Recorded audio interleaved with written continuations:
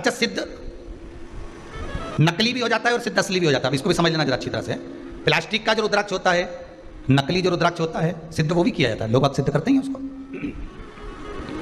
और असली का जो रुद्राक्ष होता है उसको भी सिद्ध करते हैं। तो कहा महाराज जी दोनों में अंतर क्या है? तो शिव महापुराण की कथा कहती है, रुद्राक्ष शिव महापुराण की कथा कहती है कि नकली और असली में एक अंतर जरूर है कि असली रुद्राक्ष अपना काम मात्र सिद्ध होते ही चालू कर देता, और नकली रुद्राक्ष आप 50 बार उसको अभिषेक में रख लिए, 50 बार आपने अनुष्ठान कर लिया, 50 बार आपने व्यवस्था कर ली, 50 बार आपने उसको रिझाना चाहा, उसके बाद भी वो सिद्ध नहीं हो पा रहा। 4 दिन अगर उसने अपना असर दिखा दिया तो 5वें दिन वापस वो डाउन हो जाएगा। ये नकली। और असली एक बार अगर आपने धारण कर लिया, असली रुद्राक्ष को अगर आपने एक बार पहन लिया, असली रुद्राक्ष को अगर आपने अपनी जिंदगी में एक बार उतार लिया, असली रुद्राक्ष का पानी अगर आपने पी लिया, थोड़ा सा भी आचमन कर लिया, तो बीमारी तो दूर होना ही है।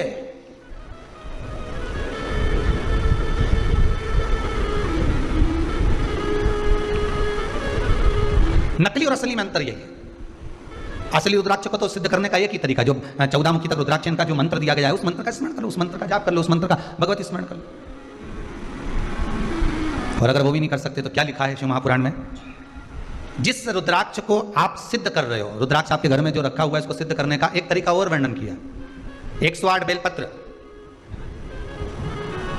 बेलपत्र की बीच वाली पत्ती, उस पत्ती पर भगवान शंकर का ओमकार, ओम संबोधन चंदन से लिखा, उसको रखते जाइए।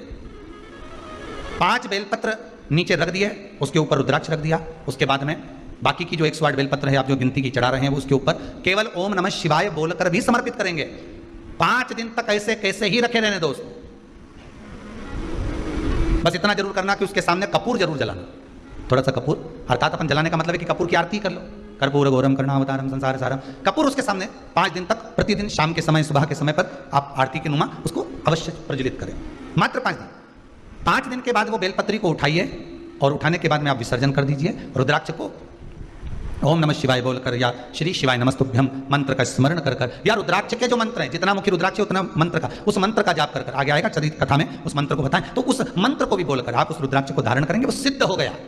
अब ना उसको कहीं अभिषेक में रखने की जरूरत है, अब ना उसको कहीं भभूति लगाने की जरूरत है, और ना उसको किसी तरह से उसमें धूप घुमाने की जरूरत। अब तो तुम्हारे तन पर जब धारण कर लिया तुमने, उस तन पर धारण करने के बाद तुम जब घटकी जिह्वा से शिव का नाम लोगे, आपको पहले कथा में कहा था, एक होता है आ जपा जप, पहले की कथा में निकाल कर देखना।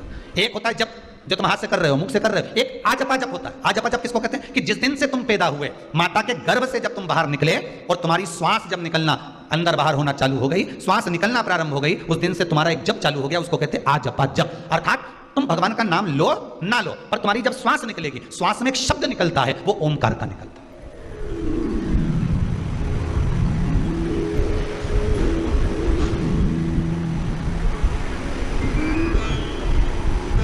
अब एक बार कथा में कह दिया कि ये श्वास निकली है तो इसमें शब्द भगवान का निकला है, तो कहे रात को जो सोते हैं और घुर्राटा भरते हैं उनका क्या होगा? है? रात को सोए और घुर्राटा भर रहा है, तो वो भी तो श्वास निकल रही है। तो हमारा निवेदन है, कभी कभी शंकर भगवान रुद्र रूप भी ले लेते हैं, ये तो रूप पर आधारित है, कभी कभी शिव रुद्र रूप पे गए।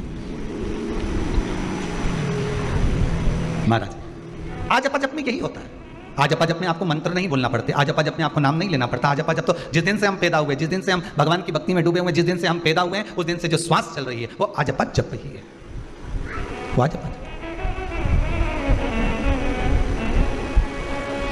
श्वास श्वास में ओम रटो, वृथा जन्म मत खोए, ना जाने इस श्वास का फिर आवन होए ना होए। इसलिए जप लो।